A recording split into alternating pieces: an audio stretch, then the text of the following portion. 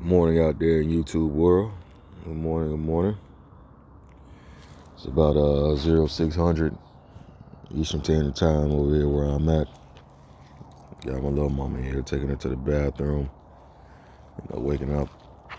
She's actually, the past few days, has been doing pretty well at staying asleep. Getting her to bed at about 2100, 2200 hours. And she'll sleep in to about 0600, 0700, and without using the restroom. You know what I mean? She's doing pretty good. We had a little accident yesterday, but it was my fault because she did start making noise to let me know, like, hey, I gotta go. It was early in the morning, about 0630, and I had to pee myself. So I was like, all right, I'm gonna hurry up and rush and go pee. You know what I mean? I didn't want to be about to piss on myself outside or something like that. And I was like, I'm gonna hurry up and rush and go pee, and then I'll go get her. And in that time, she just, she let it go. But that's on me because she did let me know. I should have been up on time before her, used the restroom, and been ready for her call. So that's on me. This is S'more right here. She'll be 8 weeks on Friday. Super smart girl. Like I said, very minimal accidents thus far, and I've been doing my best to try. Or yeah, girl, eating that grass. I've been doing my best to try and kind of not dictate, but help her along to where she doesn't have any accidents. You know what I mean? And that's our job as owners, especially when we're house training dogs. Do what we can to put these dogs in the best position. When she first arrived here, I had her on about a 2 to 3 hour schedule, taking her out every 2 to 3 hours. Very minimal accidents. She's in the crate. Every 2 to 3 hours, boom, putting her on the lead, getting her out as soon as possible to use the bathroom, and just trying to condition her that way so she understands, like, hey, when I go on grass, gotta go outside. And she's been doing well. Like I said, I can count on one hand the amount of accidents that she had in the 2 weeks that she's been here. I probably would chalk it up as maybe 2 or 3, to be honest with you, in the 2 weeks that she's been here. One being my fault, the other being that I don't believe that she was out long enough to last that second time. The first time, she just kind of smelled in the house and went right away, which was expected. The second time, she wasn't out long enough to get it all out. And that's what you got to do sometimes. Doesn't matter if you're out for 15, 20 minutes, even 30 minutes. Get your dog to understand, like, hey, this is when you go to the bathroom. And they'll get it. They'll eventually get it. But yeah, it's a beautiful morning. A little misty out, a little foggy out, but all good. And this is what we're doing. So, housebreaking a puppy. Everyone has different methods to housebreaking a puppy. Like I said, everything I do with her, I don't have a huge house, but I have a nice size house. Look at that, hearing the sounds and alert. I love that. Not running, just, hey, what's that? Where's that coming from? Let me check it out. I need to see what it is. Look at that, man. I love it.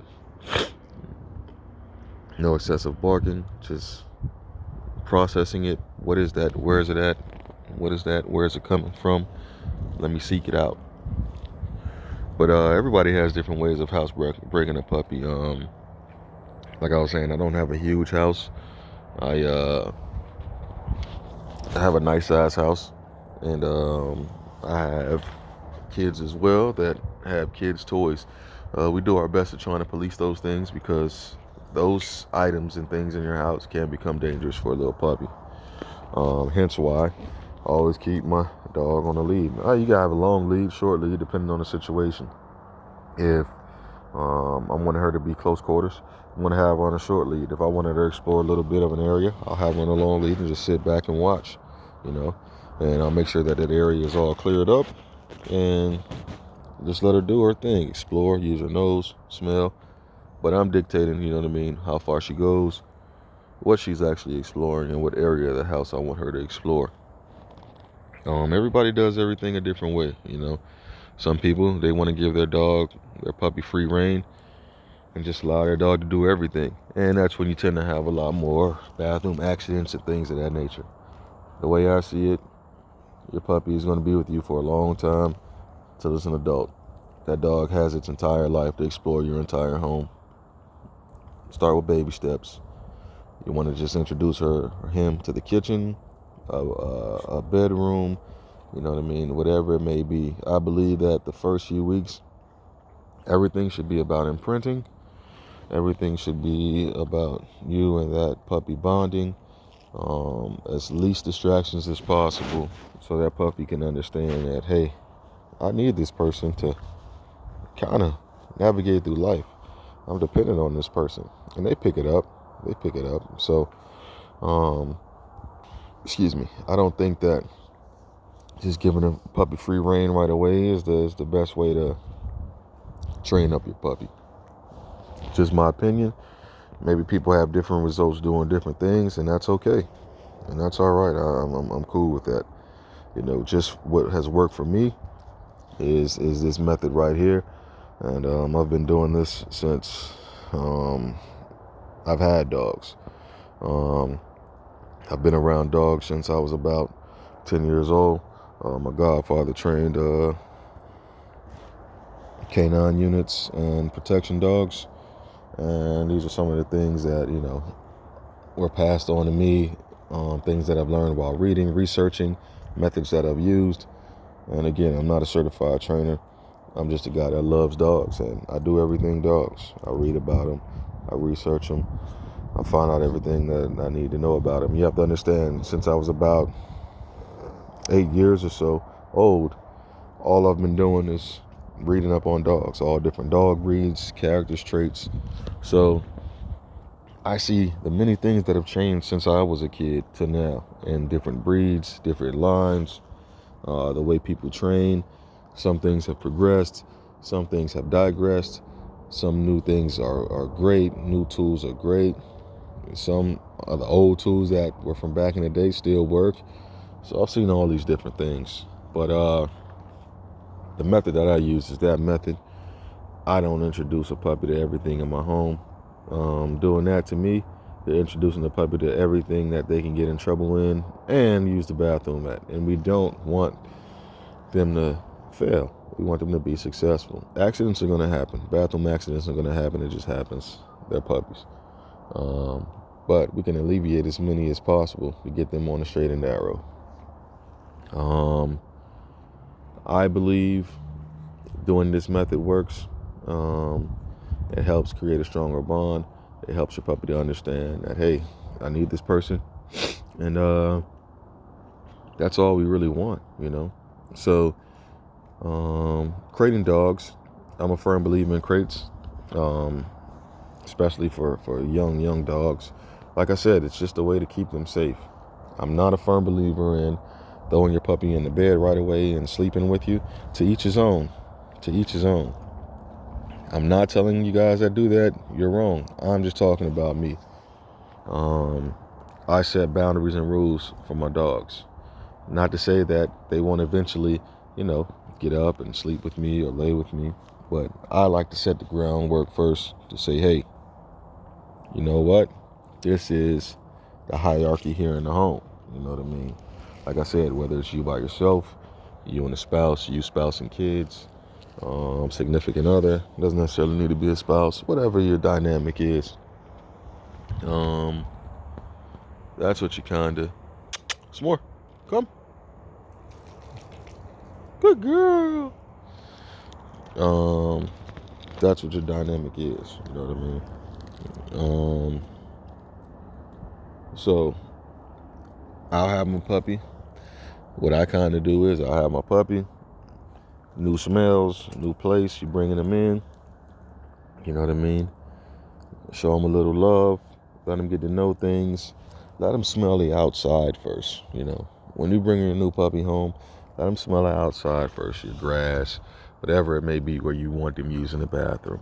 Because 9 times out of 10, all right, after the car ride that you had getting home, or if you had them shipped or whatever it may be, they're going to need to use the bathroom. The first place you want them to use the bathroom is where you want them to use the bathroom at. 9 times out of 10, that's going to be in or outside, outside your home, in your grassy area, whatever area you walk them in or have to take them in.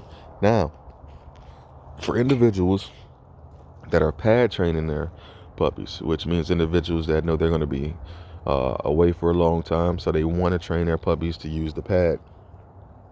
When you get home, my belief is immediately have your crate already set up with the puppy pads in place. Place the dog in there. So immediately from the first time they step into your home, they walk into that crate, they relieve themselves on the pad. Great job. Give them a treat, whatever it may be. You know what I mean? Let them relieve themselves. And, say what you want, but, I remember when me and my wife were first dating, she had a dog. And, I kind of made fun of her because I said, oh man, that's kind of lazy. You just trained your dog to use the bathroom in the house. You know what I mean? Just me going from old school methods and things like that, thinking that was the craziest thing in the world. But as time went on, I thought, you know what? That was actually a smart thing. She explained to me. She said, hey, sometimes I got to go multiple hours of the day.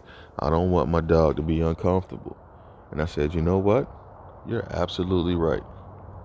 You don't want your dog to be uncomfortable. And that's a situation where I learned from a person that wasn't even a true dog enthusiast, but they devised a plan that was the best for their home. And that's what matters. You devising plans that's the best for your home. That's what matters, guys. Like I said, so she trained her dog to use the puppy pads. And that way, no matter what time she got home, no matter how late she was, the dog would be able to relieve themselves and not be so anxious. And it worked out great. Still take your dog on walks though. Don't be lazy, guys. But back to what I was saying. So if you're doing the puppy pad method, or you live in an apartment or whatever it may be, and you know you're going to be gone hours of the day, that's what you want to do. Another thing, when you know you're getting ready to get a puppy, if you have the time to take off, it's very crucial. You know what I mean? I think you should take off of work those first couple of weeks, if you can, or take off as many days as possible to be there for that dog, and you can implement the process that I'm talking about. Because if not, your dog is still going to be relieving itself in the crate. And I get it. Everybody can't do this type of thing. I'm just saying this is something you got to think about when you're purchasing a puppy. Say, hey, you know what? I'm looking at this dog. The release date of this dog is going to be around this time. Do I have the time now that I can take vacation? I can take some time off. Because taking those 2 weeks off from that, whether you pick your puppy at 8 weeks, 7 weeks, 10 weeks, 12 weeks, whatever it may be, taking those 2 weeks off is very crucial, because you can imprint in that time period and implement what you want. It's very, very crucial. 2 weeks go a long way, and you can kind of train up a dog to say, hey, this is what we want, And like I said, that first week, it's about every 3 hours you're taking that dog out. 2 to 3 hours. It's about every 2 to 3 hours, and I don't know about you guys, but I'm not trying to go to work on broken sleep. Don't like it at all. So I'd rather have my broken sleep and know I'm off, and I can dedicate all my time to my dogs during that time period. If you can't take the time off, see about having someone help you if you can, so you can still implement that. But if not, it just draws the process out a little longer. The biggest thing is we don't want the dogs relieving themselves in the crate. We want them to understand that the crate is their safe space. This is where I'm at, and I'm just resting at until my handler comes, and either feeds me, lets me out to use the bathroom, lets me out to play with me, all these different things. I know when this crate is opened up, this is a good thing. That's what we want them to understand. I know when I go in a crate, it's a good thing. That's what we want them to understand. Like, this is just my safe space. I know when I put a lead or leash on, this is a good thing. I'm either going outside for a walk or I'm exploring. This is what we want our puppies to understand. And that's what creates perfect harmony when they get that concept. So, me personally, that route is the best route to take, crating early. And then from crating early, you can extend the time a little bit at nighttime. So what I like to do is feed a great, nice, hefty meal right before bedtime. Take them out to expel all necessary energy. I'm talking about, hey, we're going to get this all out right now. I want it to where the dog is pretty much coming to me and just laying down, and or walking to the door and laying down like, hey, I'm ready to go inside. And that's when you kind of know when the job is done and you expelled a great amount of energy. And I promise you, you do that a couple of times, that pup will sleep well through the night. There'll be no more sleepless nights, I promise you. The dog would have been fully fed, would have been mentally, I can't think of the word I'm looking for. Mentally stimulated. There you go. Sorry, folks, it is a little early. I haven't had my coffee. Mentally stimulated, and it gives that perfect harmony to your dog. And that's what we want. And you get some good sleep. You know what I mean? Trust me, getting up at 0600, you think, even for an off day, I'm off today. Getting up at 0600, you think, that's not that bad. That is kind of early, though. But imagine getting up at 12, then 2 or 3, then 0600. After a while, it's like, by day number 2 or 3, you're like, man, I'm beat. You know what I mean? So this method right here has worked the best. You get a couple of, hard days at first, but after that, it's well worth it. I'm telling you, it's well worth it for her to have that great night of sleep. I'm telling you. Then from there, it's just getting on a good schedule. 6 can go to 7 or 8, whatever you have to work on. But you can push it a little bit more of saying, hey, you got to hold yourself a little bit more. And we're going back to work, guys. So on our going back to work, the same thing. You know what I mean? Everybody does different things. Everybody can do different things. It's up to, see, she's ready to go inside. She's like, I've been out here long enough. Some more come. She's ready to go inside and get something to eat. I'm going to cut this video a little bit short. I'll probably do a part 2. Because I want to get her something to eat, get her some water. She's ready. But and it helps out the puppies, you know what I mean? I'm a firm believer in using crates, dog crates. It just helps them. Use dog crates up until you don't have to anymore. I've seen that using a crate up until about anywhere from 10 to 13 months is a good point throughout the day, of course, and throughout the night. I say about 10 to 13 months, depending on your dog. Then you can start letting your dog sleep in whatever area you want them to sleep in at night. Of course, conducive to you doing the proper mental stimulation, so your dog wants to lay down and sleep throughout the night next to you. Trust me, they'll love it. And then anywhere from 18 to 26 months, you feel comfortable, start letting your dog be out on their own. By then, they would have kind of got the grasp of all the schedules, got the grasp of what they can and can't have in the house.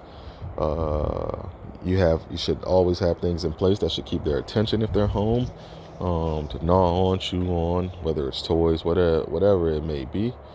Safe toys, of course. And I say about 18 to 26 months, maybe, you start to see your dog becoming much more mature. This is what we want. I wanted that. Another poop. Perfect. And this is what we want. You know what I mean? And then from there, more perfect harmony. Your dog does not have to be crated unless you want it to be crated. But always still break out the crate from here and there, because there's nothing wrong with still having your dog be comfortable going in the crate. You know what I mean? A crate is a safe space, not a bad space. And, I don't like when people try to make people feel bad about crating their dogs. What you're telling that person is, hey, it's more important what I think than your dog being safe in your home. And to me, that's not our job. It's not our job to judge people for whatever they have going on.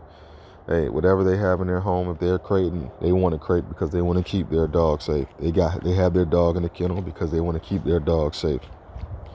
So you'll never hear from me bashing somebody for crating a dog when they go off or whatever it may be.